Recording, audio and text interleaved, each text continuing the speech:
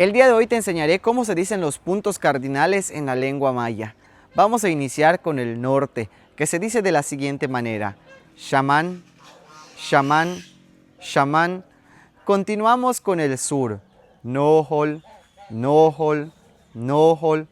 Continuamos con el este, donde sale el sol o donde se cree que nace el sol, que se dice Lakin, Lakin, Lakin.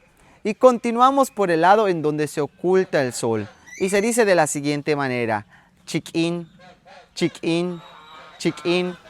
Y estos fueron los puntos cardinales en la lengua maya. Espero que estos videos sean de tu agrado y te ayuden a aprender un poquito más sobre nuestra maravillosa lengua maya. Y recuerda: Shaman, Nohol, Lakin y Chikin. Puntos cardinales en la lengua maya. Malo, Kanantaba.